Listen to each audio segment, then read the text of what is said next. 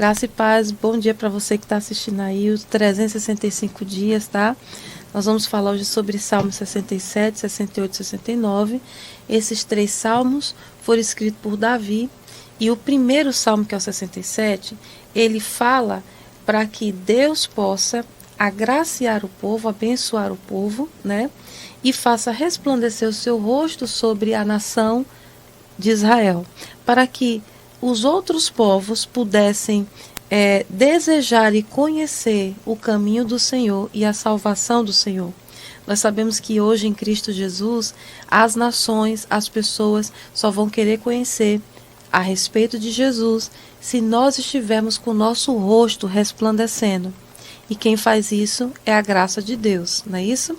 Já em Salmo 68, nós observamos o seguinte no versículo 1. Levante-se Deus e despeçam-se os seus inimigos, de sua presença fogem os que o aborrecem. Perceba que quando Deus ele se levanta, quando Deus se coloca, a presença de Deus chega em um ambiente, os inimigos irão fugir. E a outra coisa que a presença de Deus faz é trazer alegria, regozijo para o coração do justo. Então, a presença de Deus tanto vai afugentar os inimigos, como também vai trazer alegria para o justo. E outra coisa que é importante você saber, no versículo 5, ele se apresenta da seguinte forma: Tu és, ó Deus, o Pai dos órfãos e juiz das viúvas, é Deus em sua santa morada. Deus faz que o solitário more em família, tira os cativos para a prosperidade, só os rebeldes habitam em terra estéril. Então observe aqui Davi falando que Deus ele é pai dos órfãos e ele é juiz daqueles, ou seja, das viúvas. Observe o cuidado de Deus de trazer sempre para o homem e a mulher de Deus um ambiente de família. Versículo 18, ele vai narrar o que Jesus iria fazer, tá, quando descesse ao inferno, para resgatar aqueles que um dia conheceram a aliança de Deus e morreram crendo nessa esperança vinda do Messias. Lá em Salmos 68, 18, diz o seguinte: Subiste às alturas, levaste cativo o cativeiro. Você vai encontrar isso lá em Efésios capítulo 4, versículo 8. E observe também, no capítulo 69, nós vamos observar a lamentação do Messias. E o que seria isso?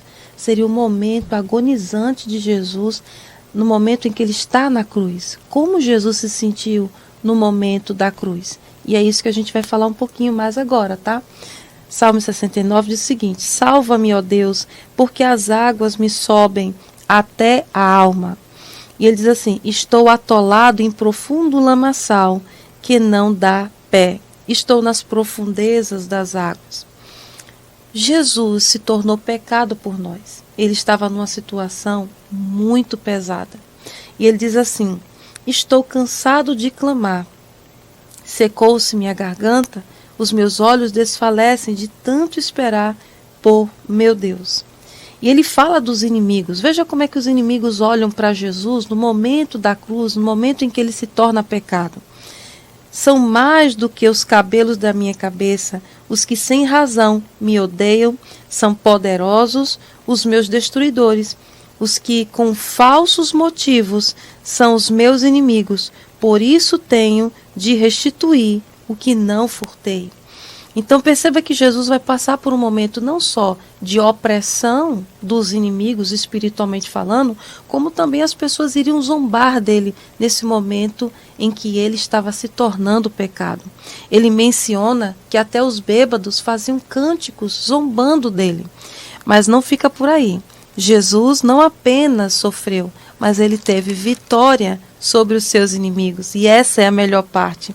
Quando ele diz assim: fique deserta a sua morada, versículo 25, e não haja quem habite nas suas tendas. Veja, ele começa a dizer assim, que a vitória dele ia ser maior do que a humilhação que ele passou. Então, amados, nós estamos diante de um Jesus que não apenas morreu a nossa morte, não apenas sofreu tudo que você possa, ou que o ser humano possa sentir, tanto no corpo como na alma, e a solidão de estar separado de Deus espiritualmente. Mas Jesus não apenas passou por isso, não apenas foi humilhado, mas ele venceu os inimigos para que eu e você pudéssemos andar de cabeça erguida, pudéssemos andar em prosperidade, em novidade de vida e saúde divina. Veja que ele também diz assim, olha que ele fala, será isso muito agradável ao Senhor? Mais agradável do que um boi e um novilho com chifres e unhas. Ou seja, eu louvarei ao Senhor com cânticos o nome de Deus, exaltá-lo-ei com ações de graça. E no versículo 32 ele ainda diz assim, vejam isso os aflitos e se alegrem, quanto a vós outros que buscais a Deus, que o vosso coração reviva. Porque o Senhor responde aos necessitados e não despreza os seus prisioneiros. Então chegou o tempo de você realmente se alegrar e dizer, Jesus venceu, então eu também vou vencer.